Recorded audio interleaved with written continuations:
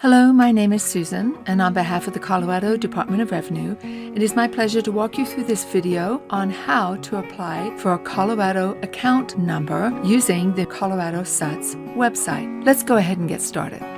The Colorado Department of Revenue aims to make complex tax information easier to understand to enable accurate and on-time tax filings. To that end, we encourage using Revenue Online and other online services like the SUTS website we will be using today. In order to file sales tax in Colorado, you will need a Colorado account number. This can be completed during the registration process or through the Colorado State website. Note, you will not be able to complete your registration without a Colorado account number, often referred to as a CAN. The following instructions will guide you through the process of applying for a CAN on the SUTS website. Once you have logged into the website, if you are a new user, click on the green Go button under New Users to register. If you're an existing user, then click on the green Go button under Existing Users to log into Colorado SUTS website. This example will show you how to log in as a new user. First, you're going to add your email address. You'll then be sent a confirmation email that provides a link for you to complete your registration process. Click on the link in the email, and this is where you can validate your email, set your password, and complete your profile. Once you have completed the form, be sure to check the box under Terms and then click Continue to the business profile. You would then select an individual business registering for the first time.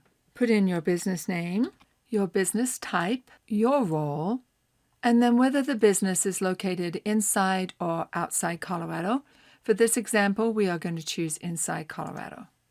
Then click the Continue button. You'll then be asked to read the Colorado SUTS registration process and then click the orange button. This brings you to the registration form. There are several boxes that need to be completed. Any box containing a red asterisk is required. After putting in the legal name of the company, your business physical location, and the mailing address, scroll down to complete the rest of the form. You'll put in your name as the person remitting the information and the address, along with a phone number. You will then place the date, the first day that you started business in the state of Colorado, your federal employee identification number, and as this is an application for a new Colorado account number, you would select the No option. It will then ask you if you have additional locations. For this example, we are selecting No. You would put in your name, your title, and then hit the orange Submit button.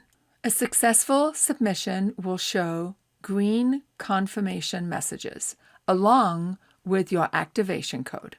Be sure to read the account number confirmation in SUTS for additional details and then hit the orange Submit button. You'll then be taken to this screen where you need to read the information here before proceeding with the Colorado Sales Tax Withholding Account application. Once you have read the information on this page, hit the orange Submit button. You will then begin to fill out the Colorado Sales Tax Withholding Account application. The first part of the application asks what type of organization, whether this is an individual sole proprietorship, a limited liability company.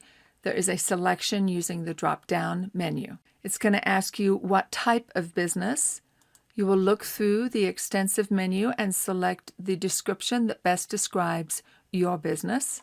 Then you will fill in your business name, proof of identification, the trade name you are using, and a social security number. The next section of the application asks for the physical place of business, including the county, city, state, and the zip code. You will then be asked if your business is within the city limits, and if so, what city, a phone number, and the address of the business. The next section of the application asks for the specific products that you sell. Be sure to answer yes or no for each one of the questions in this section. And then, in the box underneath, list the specific products and/or services you provide and explain this in detail. If you are in partnership or a corporation and have additional officers that need to be added, you would click the Additional Officer button and fill in the appropriate information. If you are the sole proprietor of this business, you need to complete all of the boxes that contain the red asterisk. If you acquired the business in whole or in part from somebody else, then you need to fill in the prior ownership information in this section.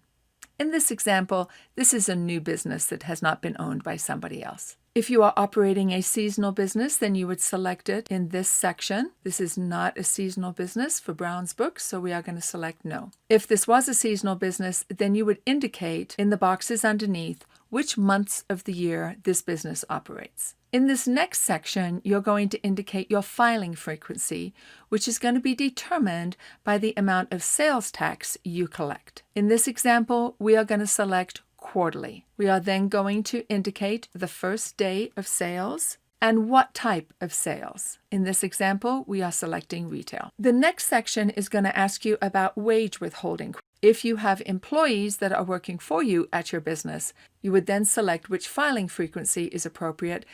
In this example, we are going to select quarterly filing, and it will be done through a W-2 withholding. Then we're going to indicate the first day of withholding. You are then going to sign the bottom of the form with your name, your title, and the date, and then click Submit. You'll then be taken to this page where you are going to indicate when was the first day of sales. This will then calculate for you the amount due for your new sales tax license. Click the Submit button. This will then take you to your cart, indicating how much is due for your new sales tax license. You can then proceed to the payment method and select the payment method that is most convenient for you. In this example, we're going to use ACH credit as our method of payment.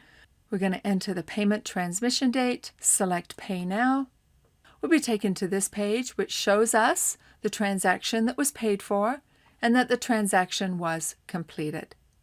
You can then return to the Business Center, where you can explore additional information under Quick Links and see any open tasks that are required for you to perform. After the sales tax account registration process is completed, your application will be under review by the Colorado Department of Revenue. You can begin filing using the SUTS portal once you've received your Colorado account number. A Colorado account number is required to file sales and use tax and wage withholding. Use the Colorado Department of Revenue SUTS website to file sales and use tax, and for wage withholding information, please visit Tax.Colorado.gov/withholding-tax. Even though this video was created to simplify the process of applying for your Colorado account number on the SUTS website, we know it can seem overwhelming at times. So here are some tools and resources to help you. My name is Susan, and on behalf of the Colorado Department of Revenue, Taxation Division, Education and Training, thank you for watching this video, and thank you for being tax compliant.